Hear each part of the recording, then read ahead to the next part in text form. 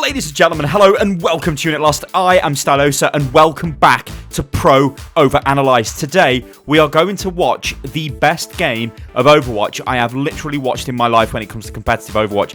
Just to give you guys a bit of a recap as to what's going on here, we've got Rogue, who are 3 points, and we've got Immortals, who are 3 points, right? This is a tied series at 3... Oh my god. 3 all, right? But actually, Rogue were 3-0 in the lead, and Immortals managed to bring it back to 3 all. So what this means is, this is a decider. There are moments in this game that are absolutely beautiful Overwatch to watch. There isn't any necessarily stupidly amazing tactics or anything like that I want to highlight. This is just Overwatch, and this video will show you guys why Overwatch as an esport is a beautiful thing to behold when you get games like this. Unfortunately, most of the time, it's generally just a whitewash. But anyway, check this out. It is absolutely beautiful. So we're going to play this. And, oh, and just to tell you guys where it's from, but you can obviously see it on the screen. It's the Overwatch Beat Invitational, which...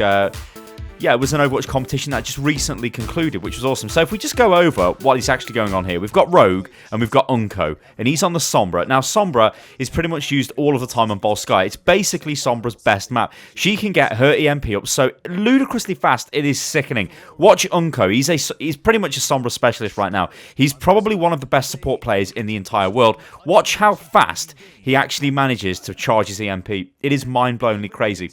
If we look at Immortals, we've just got a pretty standard dive team. That's just dive. There's not really that much more to say with it. I mean, you could like maybe swap the D.Va for a soldier if you wanted to or whatever, but basically D.Va's going to be in every game because she's D.Va and she eats all of the projectiles. Okay, so we're going to be looking at the attack here, and Immortals are going around the right-hand side here, and they're going to sort of try and filter in. But you'll notice what the pros do, right? And notice Unco's already got 22% EMP. Notice what the pros do. They all stay together in a team and they just walk through and then they commit to the attack. And then it's, can we actually win? What's going to go on? I notice what happens a lot on ladder games. Even if you do manage to get people to group together like that and push forward, if you lose the first fight, nobody ever regroups again and you just trickle in and die and then throw the match. It's not great. Anyway, keep your eyes on this. Unco, 99%. There we go, EMP. That is an EMP within, like, I don't even know, 30 seconds of the game. That is absolutely mental. What this means now is the next attack that's going to come through with Immortals can just be shut down. Watch this. This is great. Watch this. This shows you why Sombra is amazing. Watch this. But she's only amazing at such a ludicrously high level. You see him come in there? Boom! There we go. We're on board with him right now. He's gone straight in. He's hit them with the EMP. The rest of Rogue come in. They start doing damage. They've killed 3 of them. They've lost 2 of their own, but they've killed 3 of them. Probably enough to stop this push coming through. And as you'll see, it will be. But did you notice that? That is amazing. Sombra, when the team follow her up on things like that, is a frigging awesome hero. The problem is, she requires so much coordination. It's difficult to kind of pull off the magic of Sombra in solo queue. You can do it sometimes, you know, you just have to be very vocal and hope that your team listen and don't flame you on champ select. Sombra is basically the best hero to pick right now in 2CP. Also, if we look at Carve, on the Immortals team, he is a very, very, very good Zen player and a very good, like, support, tactically aware player anyway. So he's pretty much a player to watch as well. He has Transcendence up a hell of a lot in this game. So it looks like we've got a first sort of entry kill here with the D.Va bomb. So they've managed to kill Nox, which is huge, and then they've killed Lucio, and then they've killed basically everybody else. So Immortals have now come through and managed to capture this point, which is a pretty good result, to be honest, because they managed to work around the Sombra and get in there and do enough damage to take the point, which is awesome. But now what we need to start looking at is what ultimates are actually available.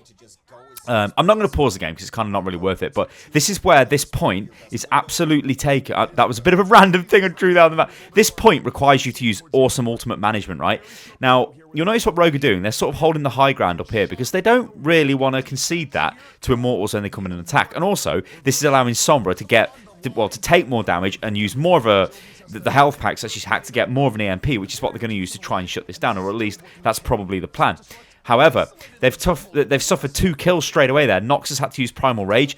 Primal Raged Winstons on 2CP points, especially when it's the final point, are so immensely strong as a tank because you cannot get them off the point. However, look what's happened. They have been absolutely wiped off the point here, and it looks really, really, really bad for Rogue. So what are they going to do? Well, ladies and gentlemen, this is 2CP, and this is why 2CP isn't really liked by the pros, because you notice what's going on here. You can see this massive fight breaking out. Immortals pretty much killed all of Rogue there, yet they still don't manage to get the point. They've got a hell of a lot of capture percentage there. They've got 70%. That's a huge result there. But I would have liked it if they just went through and captured the point. It was such a massive advantage for them. But whatever. Rogue have managed to turn this around. That's the way the game is played, so just get on with it.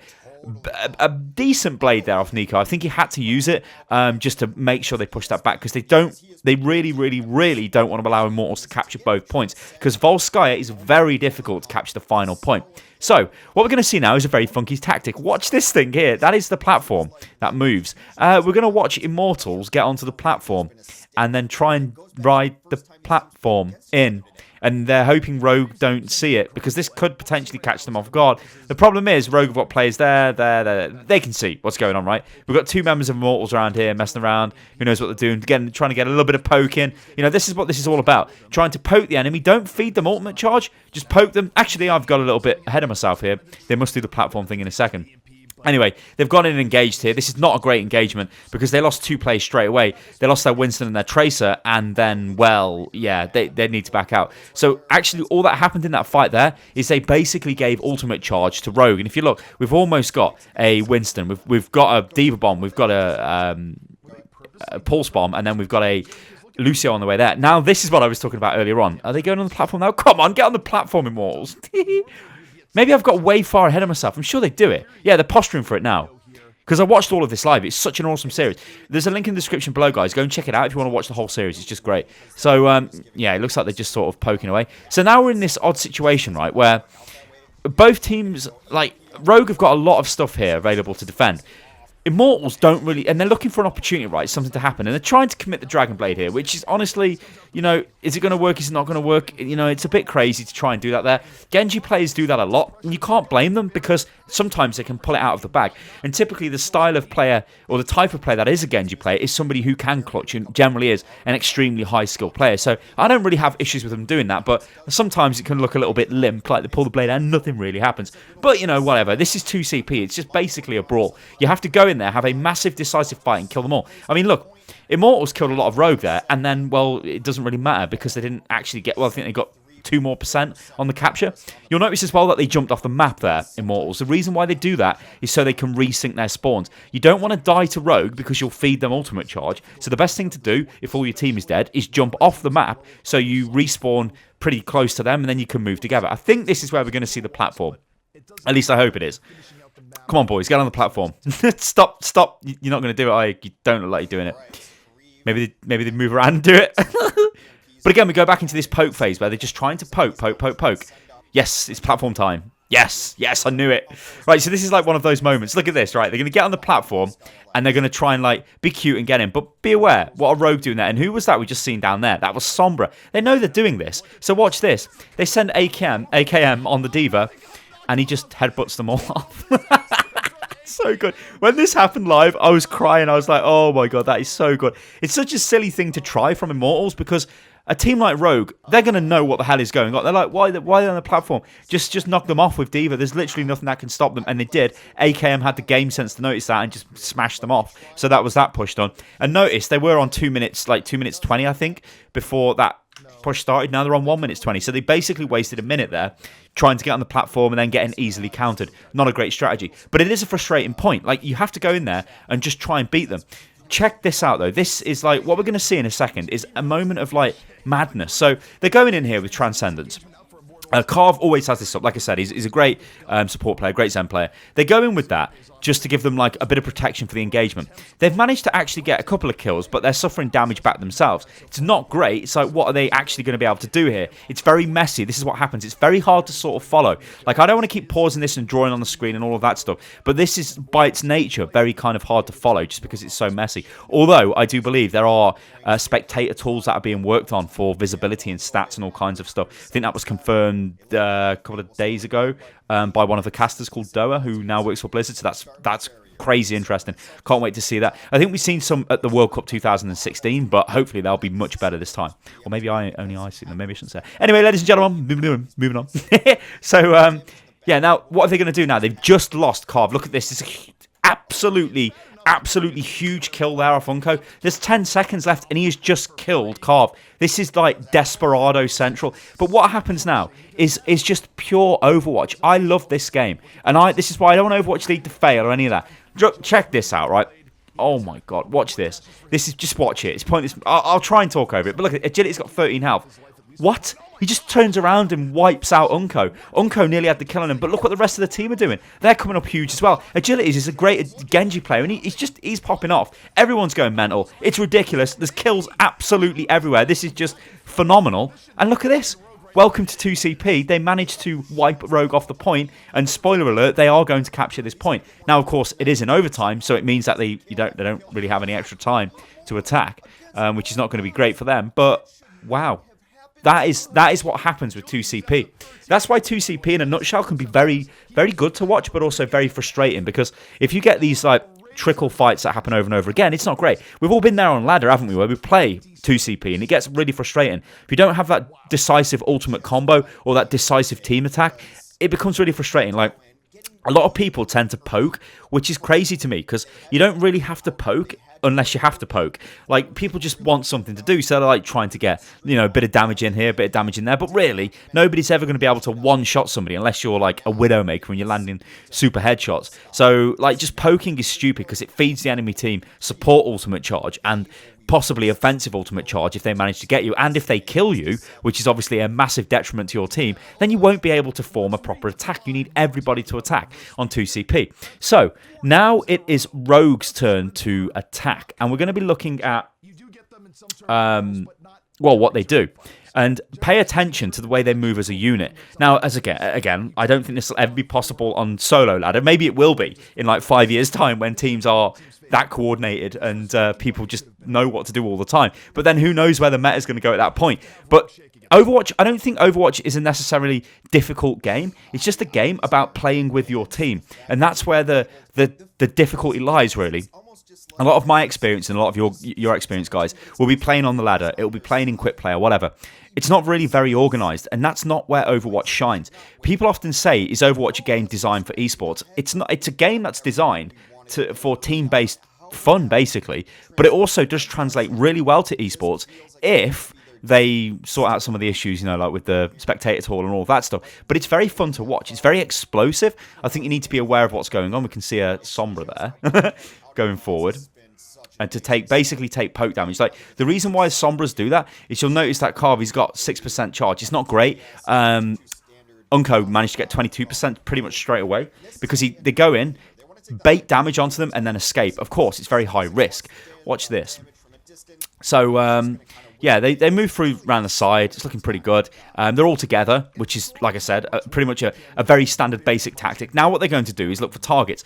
AKM on the soldier is not going to leave this high ground. Now, I play a lot of soldier, right? High ground is the best ground. I've always said this in all of the overanalyze that I do.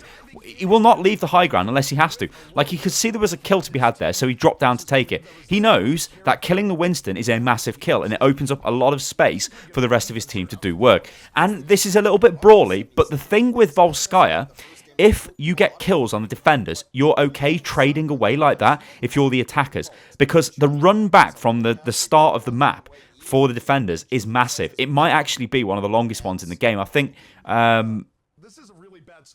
maybe Dorado could be a long run back on the second point, but whatever. It's a very, very long run back on Volk, so you don't really want to trade like that, but they've managed to kind of kill enough of Rogue to make it so they can't just push through. And again, we're having like a bit of a brawl breaking out here, which is like, yes, this is kind of difficult to see what's going on. We are jumping around different characters and all of this stuff. This is what happens on 2CP. The teams just meet each other and they try and outplay each other. Now, it's kind of going back and forth again, but remember what I said, it's still in the favour of the attackers if they're killing the defenders, and it's kind of an equal trade. And it kind of is. So what's happened here is Immortals have actually managed to take out most of Rogue, but if you notice, Agilities is dead, and I think somebody else was also dead as well. They're trying to make their way back, and we've got, like, all of Rogue should pretty much be able to jump onto the point now, although they did just lose Nox, which is not great, so they don't have their main engagement tank. which is not ideal. So they probably will wait for him now, and then they'll look to push forward. So what they're trying to do here is try and get a little bit of poke, because you never know, right? And then moving forward again. They're very persistent with this left-based attack. The reason for this, I think, is because AKM is probably the best soldier in the world. And this is an awesome position. He's gone straight in with a pretty much blind tack visor there, because he knows he's going to get dived by Winston, and Winston's going to use his bubble, which is going to screw up his tack visor. But, you know, he wanted to just try and do something, and it did force out the sound barrier there from the enemy Lucio. And again, he's starting to do quite a bit of damage. The rest of the team are doing damage. Notice he's not giving up the high ground again. Divas are fighting each other. Like, a lot of Diva in pro play tends to be used as a peel tank. Now, what I mean by that is Diva peels onto somebody who needs help. So if the divers dive into the back line, the Diva will then go back to her own back line, use a defense matrix to keep that target alive. A very simple way of doing this is putting defense matrix onto a Zenyatta. A Tracer, I play a lot of Tracer, I like to go in there and just wipe out Zenyatta's in the back line. It's so easy. You can just one-clip him. You can just blink in, kill him. But if Diva knows you're doing this and puts a defense matrix on Zen, Zen will kill you, because Zen does a lot of damage, right? It's beautiful. So what's happening here is a very risky tactic by Immortals. They don't want to give up this point. Remember, this is the final game. It is a best of 7. They did not want to give that point up easy, so they tried to contest it. The danger with that is, again, feeding him ultimate charge to Rogue, and being dead for this massive, deadly, potential snowball attack, which happens a lot on 2CP, and Rogue are really going for this now. They're pushing in, and they want to try and capture this point. They're starting to get capture on this point, but Immortals will be able to come back and contest this, and they're diving in. They're going to start using ultimates. It's desperate. Agilities gets 2 massive kills, wipes out the supports there for Rogue. This means Rogue are done. They can't possibly do anything now. That is an awesome, awesome play there by Agilities. And like I said, this whole series is full of plays like this. It's just crazy. And it's also good to see Rogue, who for a very long time were pretty much an uncontested team in the West. Very good at dive. Went to Korea, didn't really get on too well, but to be fair to them, they did have Kongdu Panthera and Lunatic High, I believe, in their team, in their league, who were like the only 2 teams there better than Rogue, and they obviously knocked Rogue out. So yeah, it's nice to see that a team like Immortals are hanging with them. It's not like Rogue is just stomping them, because everybody was like, oh, Rogue will take this competition easy. But actually, not. So an EMP's gone off there. Winston's gone in. I think Winston there, this is kind of like what you would refer to as I think the casters generally call this a junk push, or a junk rush push. I think it's push they generally say. What the idea of this is, you're going in there to make them use their ultimates. And what happened is they got EMP out of them, which is good. So it means their next attack will be without Immortals having EMP to defend. Remember what I said about EMP? This ability removes shield, so it means obviously Winston's barrier is gone. But also, it will remove sound barrier. And look at Wins. He's almost got a sound barrier. So they know by getting rid of... I mean, you can see, right? He's almost got the sound barrier there. By getting rid of the EMP, there is no counter now. It's like draw a really terrible arrow. There is no counter. That's just completely gone. So that's good. This means this can be a strong fight now for Rogue. Like, they have the support ult advantage. So they're going to go in, and they're going to, like, again, see, there's a sound barrier, because they know there's nothing that's going to counter it. They need to get kills now, though. The enemy sound barrier comes out, so you could say that's kind of countered it. But there are a couple of kills coming in now. This is good. This is really, really good for Rogue. You'll notice that AKM has swapped from the Diva. Actually, who the hell? I think I missed that there. AKM swapped from the Diva. Yeah, Nico came off the Genji and went onto the Diva. And AKM went onto the Reaper. And the Reaper is doing a ton of work. Reaper is very, very strong on final points of 2CP. I don't necessarily use him too much myself on Volskaya. I generally use him on... I don't really use him on Hanamura, to be fair. I use him on Anubis. He's very, very strong. So yeah, he's just walking around the point trying to do as much work as he can. They've brought out the May. This is like stall tactics coming now, which you can see are working. And again, they've managed to push them back off the point. This is the argument with 2CP. It's like, right, Rogue beat them there, but actually they didn't, because their spawns came in. They swapped their heroes and managed to hold. That's Overwatch, right? And you'll notice they've got rid of the May now and gone back to their more standard comp, because things are starting to stabilize. And remember, guys, this is a championship level game. You win this game, you win the competition. There is only 1 minute and 53 seconds left. We're starting to get into like desperate times now for Rogue. A lot of pressure on Rogue. You know, this is the French World Cup team as well. They're expected to do very well for that. So we don't really want to see them get beat. Well, I mean, I do, because I'm the part of the UK team. I don't want the French to do well. You know what I mean? So they are like... Everybody wants to see them fail, and that's what happens when you get to the top. Anyway, they're going in now, and they do have an EMP on Unco, so they've swapped up the I think Unco wasn't running on Sombra then. I got a bit carried away with myself before this point. But anyway, he's got an EMP, he's blasted it off, and it's done okay. But again, it's not enough. You cannot just get 2 kills and then suffer 2 kills back. But what just happened, ladies and gentlemen? Possibly a frigging beautiful moment. So beautiful, we're going to go back. Because remember what I said about this game? It's full of moments. That's a bit too far back. It's full of moments. As I try and find it. Those are the casters' faces. Oh, God. It's full of moments. Well, we'll just play from here. It's full of moments where there have been clutch plays. Remember, on the previous attack phase, Agilities pulled off that absolutely clutch moment there to take out Unco and then manage to cap the point. In this game, what we're seeing is, well, what we're seeing is Nico go absolutely huge with a Diva bomb. And we've all seen things like this happen on 2CP. We've seen it happen on different styles of maps as well, where Diva comes in huge, kills the entire team. Now, remember what I said about Rogue as we got onto this point before. Rogue are getting desperate now at this point. It's like, okay, we've really got to do something. We don't want to lose. We are the big team. Everybody expects us to win. Let's get something done. Unco's on 71%. He's on 80%. He's going to use his EMP like we've seen him use. Well, we've just watched this, so we know what's going to happen.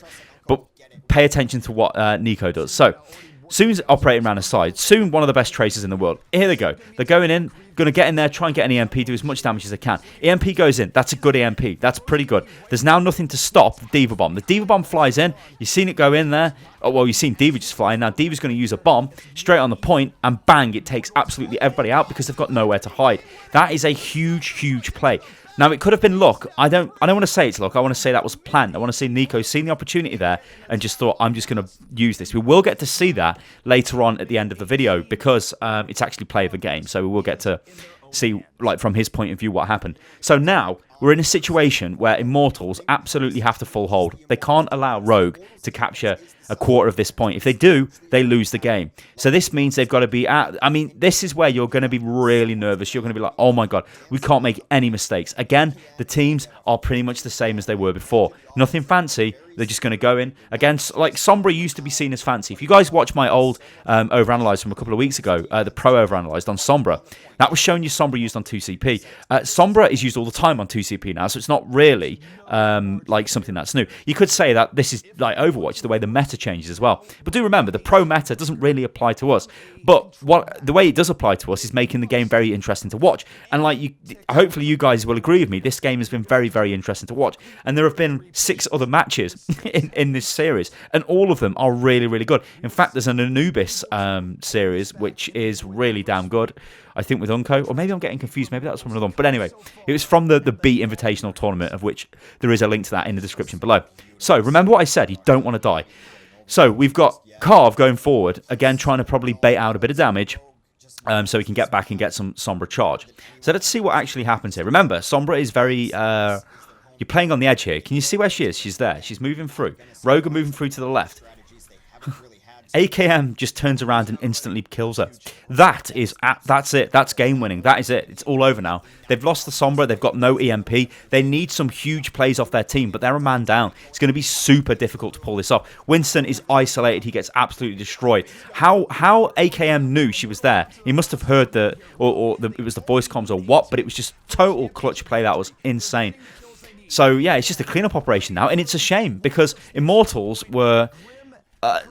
I don't know whether you can say that's bad play off Carve. It's ballsy play because it could have worked out quite well. He could have actually got quite a lot of ult charge there through that. But instead, it actually turns out being, well, the defeat. And you notice the chat, very nice chat, you know.